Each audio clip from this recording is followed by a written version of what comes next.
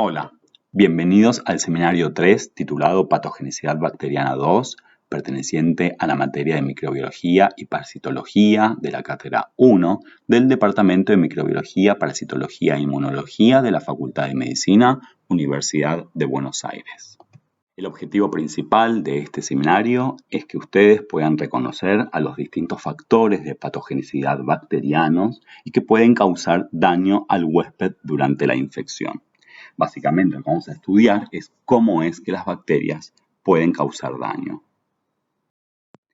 Bien, las bacterias pueden generar daño mediante dos formas distintas. Por un lado, la propia bacteria va a liberar efectores, los cuales vamos a llamar toxinas, que pueden ser proteicos o no, que junto a factores de diseminación como las exoenzimas van a colaborar para que las bacterias puedan realizar el daño, incluso la invasión de una célula, sea fagocítica como no fagocítica, les va a permitir a las bacterias mediante las toxinas poder generar daño. Por el otro lado, como les dije, la segunda manera en que las bacterias producen daño es por su mera presencia en el huésped. La propia respuesta inmune, el sistema inmune y sus efectores relacionados con la respuesta inflamatoria van a también producir el daño. Bien, ¿cómo definimos a una toxina? Son aquellas moléculas capaces de alterar el metabolismo, la fisiología o la estructura de las células del huésped. Básicamente, su blanco de acción es una célula. En relación a la clasificación de las toxinas, las vamos a clasificar según su localización. Por un lado tenemos las toxinas, que son componentes estructurales de la bacteria, es decir, toxinas estructurales, y las vamos a llamar también endotoxinas. Por otro lado, tenemos aquellas moléculas que son liberadas al medio o exportadas dentro de otras células. En ese caso, las vamos a llamar exotoxinas. De entre los componentes que son liberados por las bacterias al medio extracelular, también se encuentran las exoenzimas. Las exoenzimas, como por ejemplo la colagenasa o la hialuronidasa, que degradan matriz extracelular, no son consideradas toxinas. ¿Por qué? Porque justamente, como les dije, degradan matriz extracelular y su sitio blanco de acción no es una célula. No dañan a una célula del huésped. Estas exoenzimas son consideradas factores de diseminación. Si ustedes recuerdan del seminario anterior, también, por ejemplo, hemos visto sobre la adherencia bacteriana y vimos que además de las moléculas que realmente actúan en la adherencia de las bacterias, existían también los facilitadores, como por ejemplo el flagelo, que le permite a la bacteria el acceso al sitio para realmente después adherirse mediante una adhesina. En este caso sería similar con las exoenzimas, donde gracias a la acción de las exoenzimas, finalmente a la bacteria le va a poder permitir generar daño mediante la producción de toxinas. Es realmente importante que ustedes distingan la diferencia entre estos dos componentes, entre exotoxina y exoenzima, que se basa realmente en la capacidad o no de producir daño celular y no en relación a una actividad enzimática. La endotoxina bacteriana es el lípido A que ustedes ya la han visto en los seminarios anteriores. El lípido A pertenece a una porción de las macromoléculas, tanto del lipopolisacárido o LPS o del lipooligosacárido LOS. Ambas macromoléculas se encuentran conformando parte de la estructura o de las envolturas bacterianas, obviamente en las membranas externas de las bacterias gram negativas. Ahora bien, siendo que el lípido A forma parte de la envoltura bacteriana, tiene que haber alguna manera o mecanismo por el cual el lípido A o la toxina sea liberado. Existen tres formas de liberación del lípido A. Por un lado, cuando las bacterias mismas se dividen, es decir, en la fisión binaria, al no ser perfecta, en algunos momentos porciones de esa envoltura va a ser liberada. Entonces en el medio va a haber presencia de LPS o LOS, es decir, lípido A. Por otro lado, debido al sistema inmune, es decir, la acción del complemento que genera lisis bacteriana, en ese proceso de lisis se va a liberar al exterior lípido A. Y a su vez, también en la utilización de antibióticos, es decir, no antibióticos bacteriostáticos, sino antibióticos bactericidas, donde se lisan las bacterias, también se va a liberar lípido A. Una vez en el medio, el lípido A va a actuar sobre diferentes células, principalmente sobre macrófagos, como bien dice acá. El lípido A es capaz de activar receptores externos de membranas celulares, que se llaman Toll-like receptors o TLR, en particular el TLR4, y va a también liberar va a producir, la liberación de diferentes citoquinas. Esta activación del complemento y de la síntesis o liberación de citoquinas, es decir, de la respuesta inmune, por supuesto que en su justa medida va a colaborar para controlar una infección. ¿Pero por qué entonces el lípido A es una toxina? Bueno, justamente, o el problema radica cuando hay una gran liberación de moléculas de endotoxina o de lípido A. Es decir, que se genera una respuesta inflamatoria exacerbada. Y esta exacerbación, esta gran respuesta inflamatoria y descontrolada, es que va a generar un gran daño en los órganos del huésped y por lo tanto va a producir la muerte por shock séptico o por shock endotóxico. Las exotoxinas se pueden agrupar según su sitio de acción, blanco o target. Así, existen toxinas que actúan desde la superficie celular, alterando la señalización intracelular de la célula eucariota. Otras toxinas van a afectar la membrana plasmática, ya sea produciendo destrucción directa de los fosfolípidos y de otras estructuras o formando poros en la misma. Y por último, otras toxinas van a requerir de la internalización, conocidas también como toxinas de tipo AB, cuyo sitio blanco de acción es intracelular. En esta diapo vamos a ver cómo es que las toxinas e incluso exoenzimas son secretadas. Entonces, algunas de estas son liberadas directamente al medio exterior o el medio externo.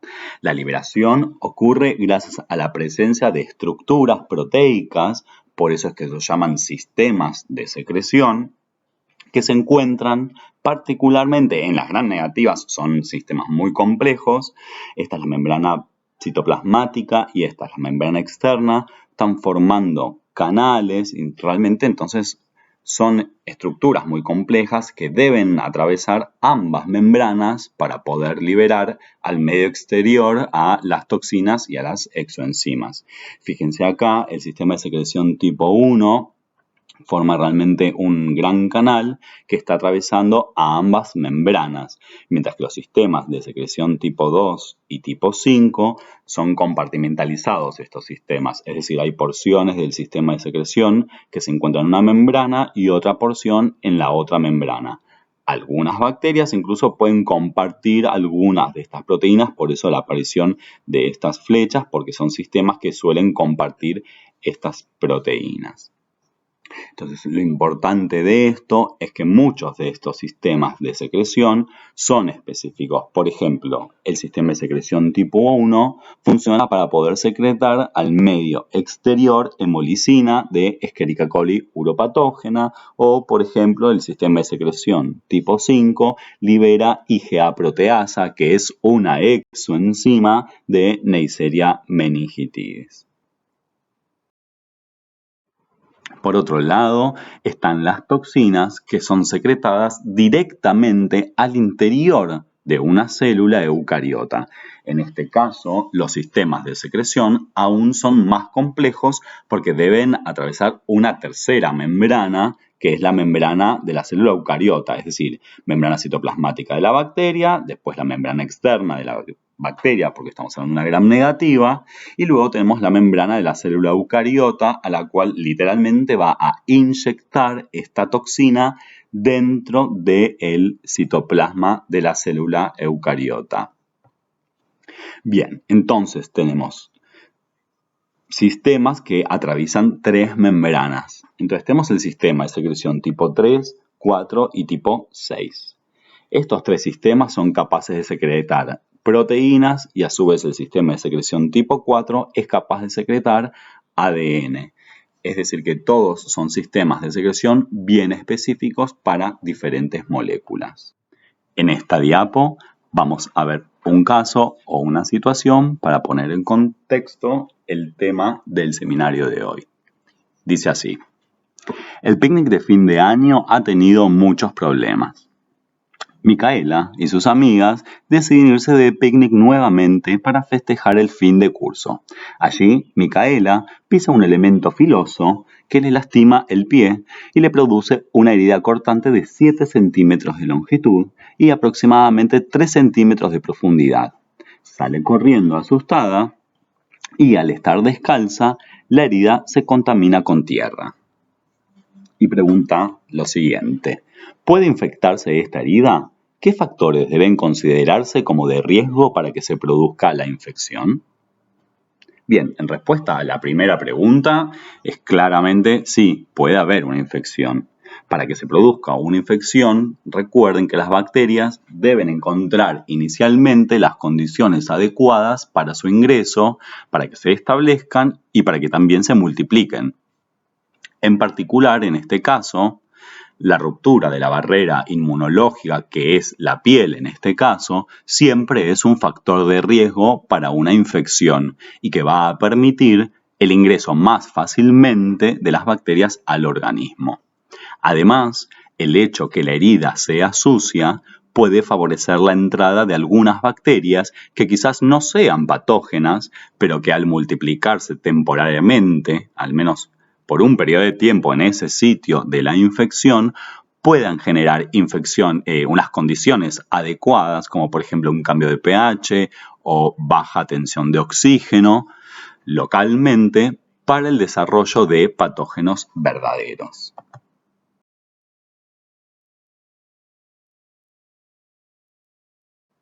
¿De dónde es que podrían provenir las bacterias que infectan la herida de Micaela? Por un lado, pueden provenir del ambiente, como por ejemplo en este caso el suelo. También tengan en cuenta que podrían provenir del agua, de la tierra, podría ser de un animal, en fin, una gran variedad de ambientes. A este tipo de infecciones la vamos a llamar infecciones exógenas. Los ejemplos que vamos a ver a lo largo de este seminario, pero pueden ser otros más, son Pseudomonas aeruginosa, Clostridium perfringens y Clostridium tetani. A su vez, estas bacterias podrían provenir de la propia flora normal o también de la flora colonizante de la piel.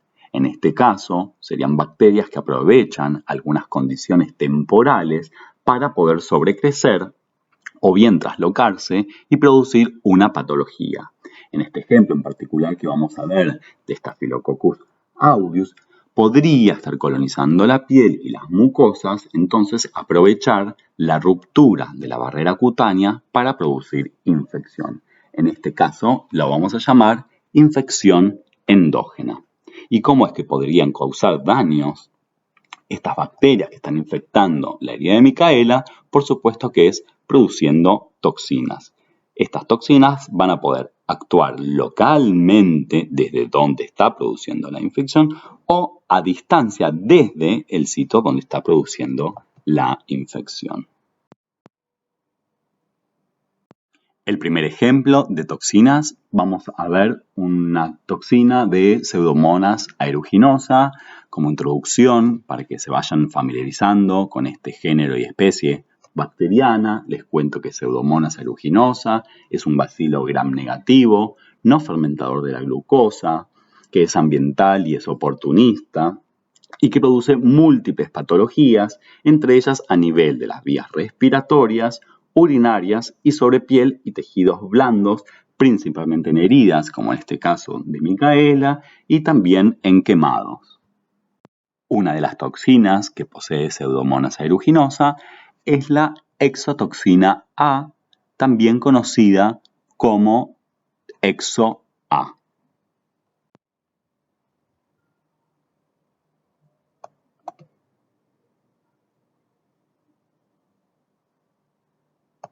Esta toxina es liberada al entorno mediante un sistema de secreción tipo 2 y es un claro ejemplo de una toxina que requiere ser internalizable. Es un tipo de toxinas llamados toxinas de tipo AB, de los cuales hay una gran variedad de estos. ¿Qué son las toxinas de tipo AB? Fíjense acá, tenemos el gráfico, un esquema de esta toxina y está compuesta por 3 subunidades. Por un lado tenemos la subunidad A de acción, en inglés en action, está la subunidad B de binding o subunidad de unión a un receptor y no se encuentra representada, pero entre medio de estas dos subunidades se encuentra la subunidad T o de transmembrana. La subunidad B, inicialmente, una vez liberada esta exotoxina, la subunidad B se va a unir específicamente al receptor en la superficie de la célula eucariota. Una vez unida, esta toxina va a internalizarse y se va a formar un endosoma. Debido a esta internalización, en este endosoma va a haber un cambio, una variación del pH que le genera un cambio conformacional a la subunidad de transmembrana y eso va a generar que se ancle esa subunidad también a la membrana del endosoma y va a permitir que la subunidad A de acción sea liberada al citoplasma.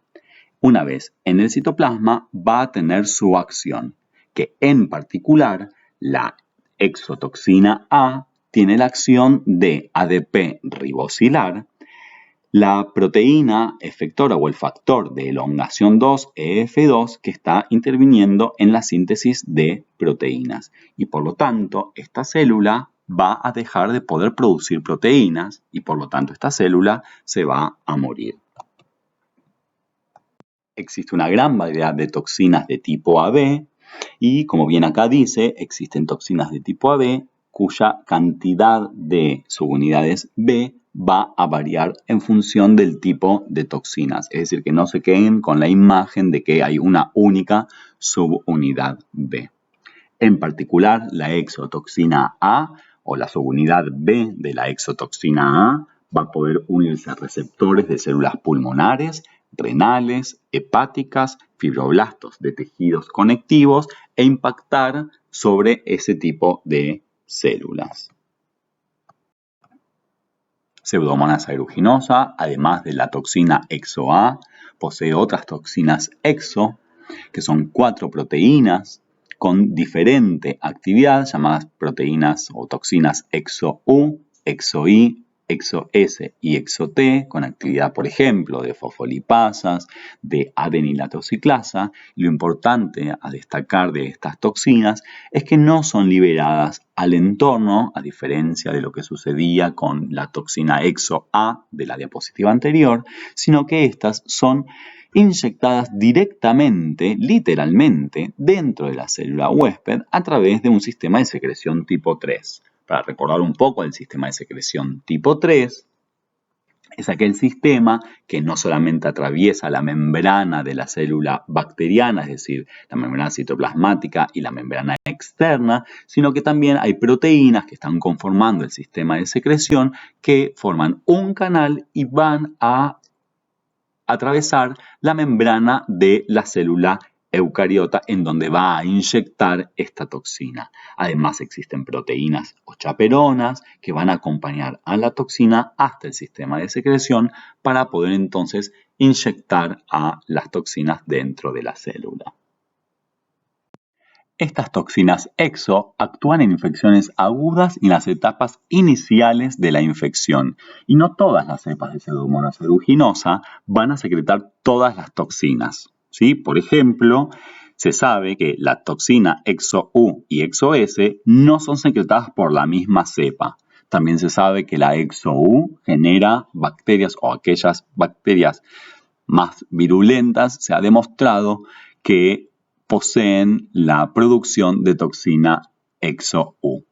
Todas estas producen daño en forma sinérgica y tienen una gran importancia tanto en las infecciones respiratorias como en las de la piel y partes blandas. También pueden producir una disrupción de las barreras de las barreras tisulares, disfuncionalidad del sistema inmune, y todo esto va a colaborar para que la bacteria pueda diseminarse hematógenamente hablando, con el consiguiente riesgo de shock séptico. Al mismo tiempo, algunas cepas de Pseudomonas aeruginosa poseen elastasa. La elastasa es un típico ejemplo de exoenzima, es decir, que no es una toxina, porque justamente puede degradar la elastina del tejido celular subcutáneo, es decir, matriz extracelular, y también de los vasos periféricos. Esto le permite un acceso más fácil a la bacteria a los tejidos profundos. De esta forma, entonces, definimos a esta exoenzima o a la elastasa como un factor de diseminación, donde no hay daño de forma directa sobre las células del huésped. Es decir, y además, tengan en cuenta que no todas las cepas de Pseudomonas poseen elastasa. Algo que me olvidé de la diapositiva anterior, estoy seguro que ustedes están trabajando con los seminarios impresos, así que vuelvan a la diapo anterior sobre la elastasa, que lo tienen representado un esquema en la esquina inferior derecha. Me olvidé de comentarles que la elastasa también tiene la capacidad de degradar proteínas del complemento. Para recordarles un poco, el complemento es un sistema de proteínas que generan una cascada bioquímica que va a colaborar o complementar con la habilidad de los anticuerpos para poder eliminar patógenos en la inmunidad innata. Entonces ahí tienen representado en verde la elastasa y una de las proteínas importantes del complemento, C5a, que por su acción de elastasa es degradada, clivada y por lo tanto queda inactiva esa actividad del complemento, la cascada del complemento queda inactiva, generando entonces una reducción de la respuesta inmune a nivel local, y esto va a ser como parte funcional para la bacteria como una evasión del sistema inmune, y esto por supuesto va a terminar favoreciendo el establecimiento de la infección. Ahora sí, hablando de esta diapositiva, para hablar de Clostridium perfringens, me gustaría un poco introducirles sobre esta bacteria, que es un bacilo gram positivo, que es anaerobio estricto y es esporulado. Suele producir gangrena gaseosa, que puede afectar la piel, tejidos blandos subcutáneos, y también en sus formas más severas puede afectar el músculo esquelético en forma hiperaguda y es altamente destructiva, ¿no? También se lo denomina como mionecrosis clostridiana. La explicación de estos eventos justamente se da por la producción de varias toxinas, donde las dos más importantes son las que tenemos en esta diapositiva, que es la alfa-toxina y la perfringrolicina O. La toxina alfa es una toxina que tiene múltiples capacidades, pero las más importantes, las que se destaca justamente, es la actividad de fosfolipasa, es decir, que va a destruir los fosfolípidos de la membrana citoplasmática. Acá podemos ver la fosfolipasa y la membrana citoplasmática y cómo es que destruye los fosfolípidos, inestabilizando o desestabilizando la membrana de esta célula. La toxina alfa es una toxina que es liberada al entorno. La perfringolicina O también es una toxina que es liberada al entorno, al igual que la toxina alfa. Y esta toxina también es citolítica. La forma de actuar o esta toxina tiene dos formas. Por un lado tenemos una forma monomérica que acá no se encuentra representada. Acá hay 3 subunidades, ¿no? Pero uno de los monómeros en estado inicial va a ser en estado libre y soluble. Y después vamos a tener otro estado u otra forma de la toxina que es oligomerizada, es decir, oligomérica o unida entre varias subunidades. Inicialmente, entonces, la subunidad soluble, la monomérica, se va a unir a receptores de la célula. Estos receptores tienen colesterol, por eso es que dice que es colesterol dependiente, y una vez que se une a estos receptores y se oligomeriza, van a tener un cambio conformacional y van a generar poros grandes. Digo grandes en comparación a otras toxinas que más adelante vamos a ver, pero retengan que en este caso serían poros grandes, y estos poros por supuesto que van a generar una inestabilidad de la membrana. Entonces, entre ambas toxinas, tanto la toxina alfa como la perfinglolicina O, van a actuar a nivel de las membranas y por lo tanto tienen un efecto sinérgico citolítico, donde se inestabiliza la membrana. Clostridium perfringens, que causa gangrena gaseosa, es una bacteria capaz de infectar lesiones traumatizadas o traumáticas abiertas, especialmente si existe un daño del músculo o si la lesión está sucia, como en el caso de Micaela. El tejido traumatizado, que no va a tener oxígeno, va a proporcionar el nicho adecuado para que Clostridium se pueda entonces replicar, desarrollarse o para que las esporas puedan germinar. Tengan en cuenta entonces que las lesiones gangrenosas siempre son mixtas, es decir, inicialmente hay microorganismos aerobios facultativos que van a consumir el oxígeno para que los anaerobios estrictos como Clostridium entonces puedan desarrollarse. Clostridium tetani es un ejemplo de bacterias productoras de toxina que actúan a distancia. Clostridium tetani produce una toxina llamada toxina tetánica o tetanospasmina. Esta toxina actúa sobre neuronas y por lo tanto se la denomina neurotoxina. Veamos cómo es que accede a las neuronas. Acá a la izquierda tenemos representado la neurona motora, el soma y después el axón, que está realizando sinapsis neuromuscular, es decir, sinapsis con el músculo. Gracias a la acción de esta neurona motora, es que el músculo se va a contraer. La contracción de este músculo o que el hecho que se inhiba esta contracción o la neurona motora que se inhiba va a estar controlada por la célula de Renshaw. La célula de Renshaw, junto con la sinapsis neuronal inhibitoria, se realiza mediante la liberación de los neurotransmisores de GABA y glicina. Estos van a inhibir entonces a la neurona motora y de esta manera el músculo entonces va a relajarse.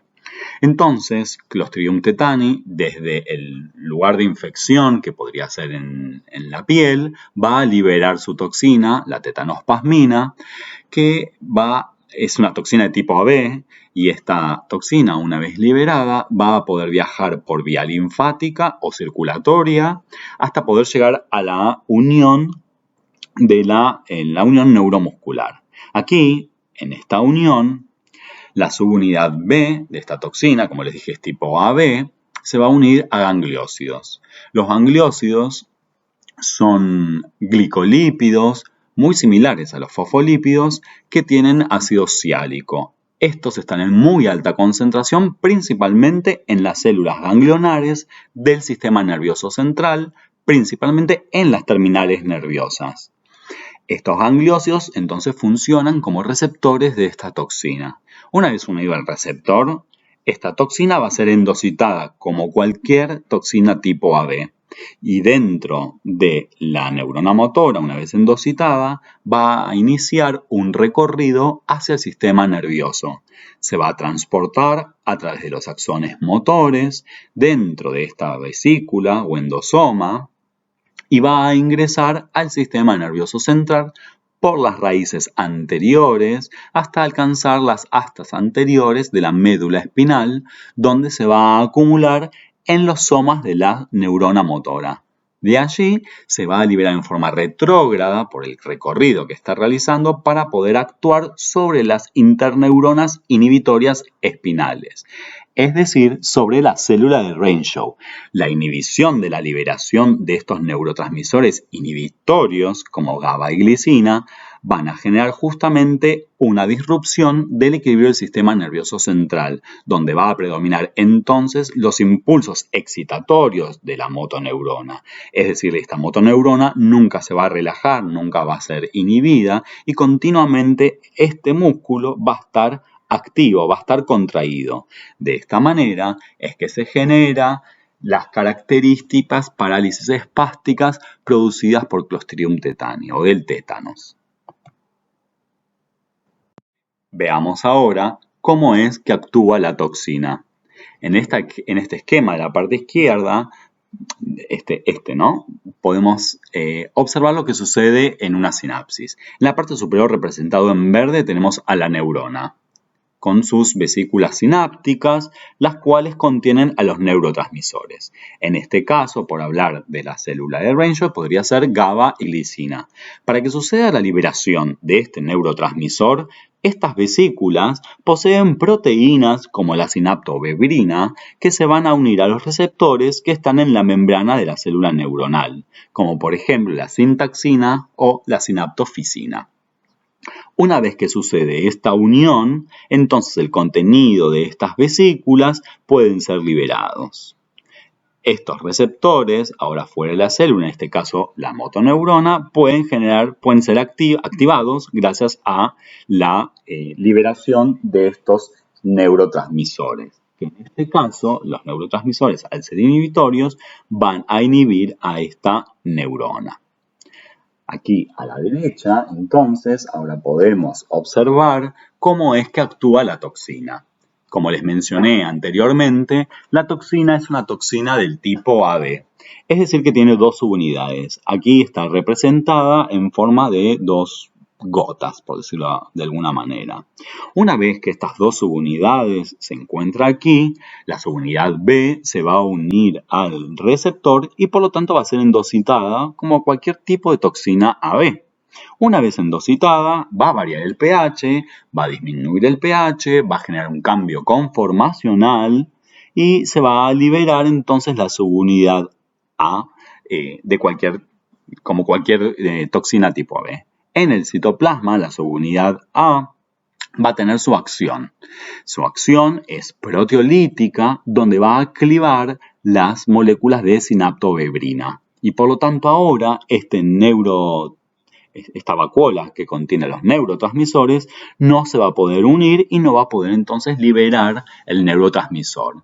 Al no haber liberación de neurotransmisor, no se van a activar los receptores y por lo tanto esta célula neuronal, la motoneurona, no se va a poder inhibir. Es decir, que no va a dejar de contraer el músculo y por lo tanto va a causar la parálisis espástica típica de Clostridium tetani. Continuando con nuestro caso, nos cuentan que la herida de Micaela pudo haberse infectado por bacterias de su propia microbiota, es decir, por bacterias endógenas, bacterias produciendo una infección endógena. Un posible patógeno que puede causar infecciones en heridas de este tipo podría ser Staphylococcus aureus. Si bien Staphylococcus aureus puede causar infecciones de piel y tejidos blandos, también puede causar un montón de otras infecciones. Esta bacteria posee una gran cantidad de factores de virulencia. Una de las exotoxinas que posee es la alfa-toxina. La acción de esta es muy similar a la perfringolicina O de Clostridium perfringens, debido a que tiene la capacidad justamente de formar poros en diferentes células eucariotas, como por ejemplo eritrocitos. La alfa-toxina, al igual que la perfringolicina O, es liberada al entorno y posee dos estados, uno libre y soluble y otro que es polimérico, o en este caso oligomérico, al unirse a los receptores de la célula eucariota.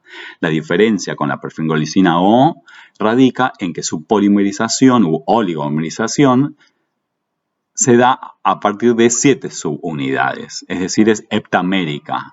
Y por lo tanto, en comparación con la perfringolicina O, formaría un poro pequeño, solo participan 7 subunidades. Sin embargo, por supuesto, es suficiente para desestabilizar a la membrana. Y por actuar sobre eritrocitos, se la denomina hemolicina.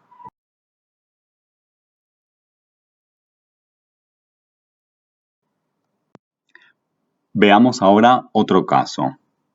2 días más tarde surgieron nuevos problemas. 3 de sus amigas, Rita, Silvina y Sol, comenzaron a sentir un fuerte malestar gastrointestinal y diarreas. Entonces recuerdan que durante el picnic comieron asado y ensalada. Como en el lugar donde acampaban había un aljibe, utilizaron agua del mismo para lavar la verdura y preparar jugos de frutas. ¿Podría estar relacionado este cuadro con los alimentos consumidos en el picnic? ¿Cuáles son los factores de riesgo? Bueno, la respuesta a esta pregunta es que obviamente que sí, están relacionados con los alimentos. Justamente el consumo de los alimentos crudos como la ensalada, que fueron lavados con agua de pozo, es decir, donde no se garantiza la potabilidad, es de alto riesgo. Además, lo mismo sucede para el jugo de frutas, en donde no fueron lavadas las frutas. Por último, es altamente sospechoso que sea una gastroenterocolitis, ya que son 3 las personas que compartieron la comida y que poseen el mismo cuadro. ¿De dónde es que podrían provenir las bacterias que producen infecciones en este sitio? Bueno, una vez más, principalmente por la vía digestiva, las bacterias van a provenir desde el agua que está contaminada y sino de los mismos alimentos que estaban contaminados. Es decir, que son bacterias exógenas produciendo una infección exógena, que es lo más probable en este caso. Los ejemplos que vamos a ver son los de Escherichia coli enterotoxigénica, Escherichia coli enterohemorrágica y Shigella dysenteriae. ¿Cómo es que van a producir daño? Bueno, ya ustedes se lo imaginarán, justamente o nuevamente es produciendo las toxinas. Las mismas van a poder actuar localmente o a distancia. Tengan en cuenta que estas bacterias que mencioné son algunas de las posibles bacterias o patógenos que pueden causar este tipo de infecciones, ¿sí? Es decir, que hay muchísimas más bacterias que pueden generar estos cuadros. En esta diapositiva les voy a mostrar 2 toxinas de Escherichia coli enterotoxigénica. Esta bacteria es la causante de diarreas acuosas, generalmente en niños y también en personas que suelen viajar a lugares endémicos, llamados diarreas del viajero. Tanto la toxina termoestable OST como la toxina termolábil LT son liberadas al entorno exterior. En este esquema podemos ver representada la bacteria Escherichia coli, la cual está liberando al medio exterior la toxina termoestable OST, representada acá en puntitos. Una vez liberada desde la superficie de la célula eucariota, es capaz de unirse a una enzima llamada guanilato ciclasa, la cual se encuentra en la membrana apical de los enterocitos, es decir, en el intestino, y entonces la activa.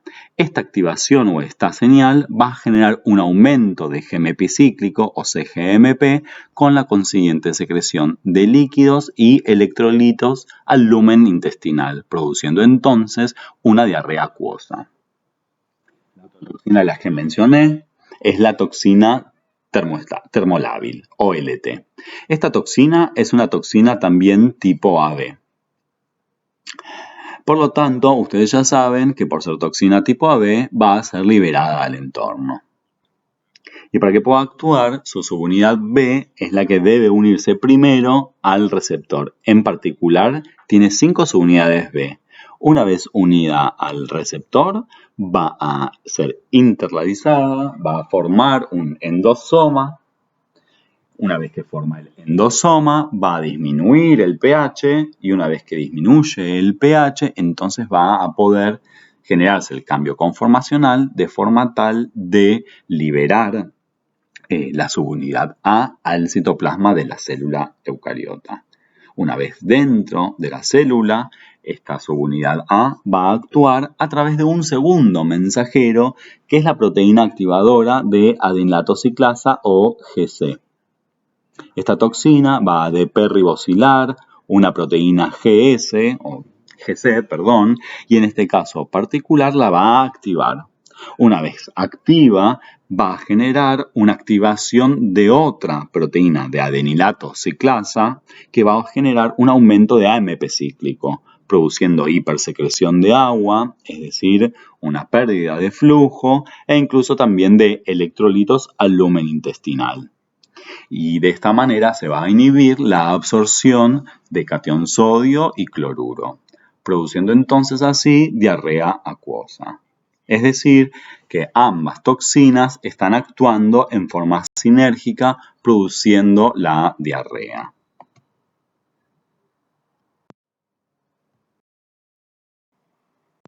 En esta diapositiva vamos a ver dos toxinas extremadamente similares en lo que respecta a su función y acción. Una es de Shigella dysenteriae, que causa disentería, que es una inflamación intestinal con diarrea y con sangre. Y la otra pertenece a Escherichia coli enteromorrágica, también como es conocida como EHEC, que causa diarreas hemorrágicas. Las toxinas que producen están involucradas en la producción del síndrome urémico hemolítico, que es una patología de índole sistémica con daño vascular, hemólisis intensa e insuficiencia renal. Shigella dysenteriae posee la toxina de Shiga, mientras que EHEC o Escherichia coli enterohemorrágica posee la toxina Simil-Shiga. Este nombre se debe a que fue descubierta posteriormente al descubrimiento de la toxina Shiga. Ambas toxinas son toxinas de tipo AB y por lo tanto van a ser liberadas al entorno y una vez que lleguen al receptor, su actividad es de N-glicosidasa en este caso sobre el ARN ribosomal 28S y por lo tanto se va a inhibir la síntesis proteica. Acá en este esquema está representado, hay 5 subunidades B pertenecientes a la toxina y la subunidad A, es decir que una vez que reconoce el receptor va a ser internalizada en un endosoma, va a bajar el pH y el cambio conformacional va a permitir que la subunidad A salga del citoplasma y entonces pueda generar su acción sobre el ribosoma, que representado en verde, y va a inhibir la síntesis proteica. Esto pretende representar el mRNA mensajero y la producción de la proteína. Es decir que este ribosoma se va a inhibir su acción y por lo tanto esta célula, al no poder producir proteínas, se va a morir.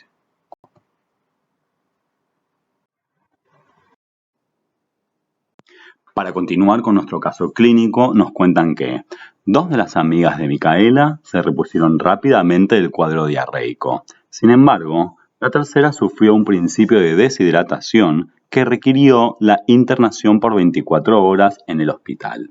Allí, ella y su madre conversan con una familia de la paciente que se encuentra en la cama contigua, quien cuenta que está internado por sufrir diarreas con mucha inflamación. Les comenta que le están administrando antibióticos desde hace 2 semanas y que los médicos le dijeron que estos podrían ser la causa de su diarrea.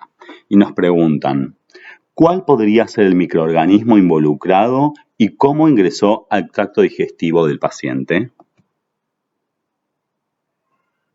Y como bien dice acá, es muy probable que Clostridium difficile sea el causante de la patología, es decir, una diarrea con mucha inflamación.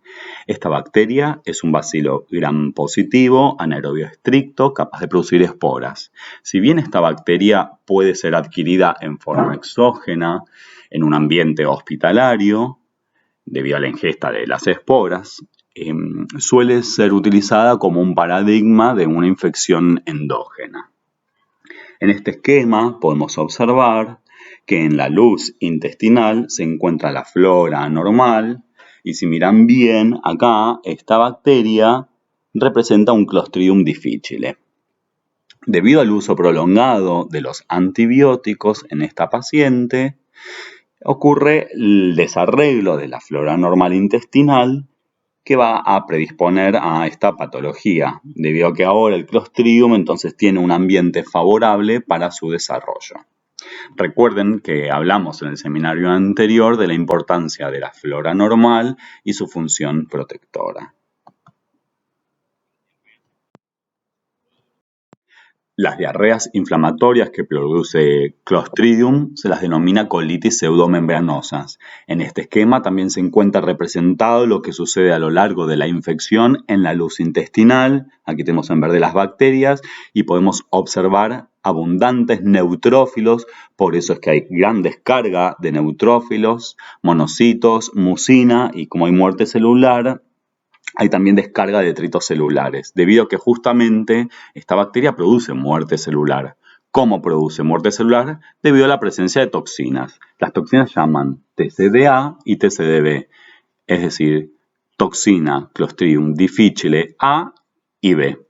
Ambas toxinas son toxinas del tipo AB, es decir, que hay una subunidad B que se va a unir a un receptor específico, va a generarse la endocitosis, va a variar el pH, entonces va a haber un cambio conformacional y la subunidad A va a salir al citoplasma. A diferencia de las otras toxinas que hemos visto, en este caso en particular, estas toxinas ADP-glicosilan, es decir, que son glicosil transferasas y son capaces de glicosidar justamente una gran familia de proteínas llamada ROGTPasas en los enterocitos, ¿no?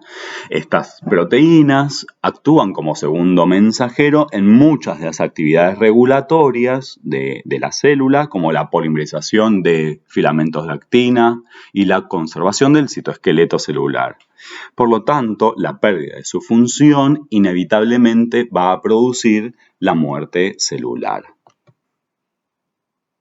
En esta diapositiva tenemos un cuadro que resumen a todas las exotoxinas que vimos a lo largo de este seminario, junto con su mecanismo de acción específica y separadas o agrupadas según su sitio de acción. Después lo pueden leer atentamente e incluso lo utilizan como guía para estudiar. Finalmente, la bibliografía recomendada para estudiar el tema de este seminario es el capítulo 14 de Microbiología Médica de Murray y el capítulo 6 de Bacteriología Médica de Sordelli. Asimismo, quisiera recordarles que tienen un cuestionario de autoevaluación para que puedan justamente estudiar este tema, que les sirva también de guía y poder practicar para el examen. Por cualquier consulta se pueden contactar vía email con cualquier docente del departamento. En particular, acá tienen anotado el email de la doctora Cerchetti. Muchas gracias.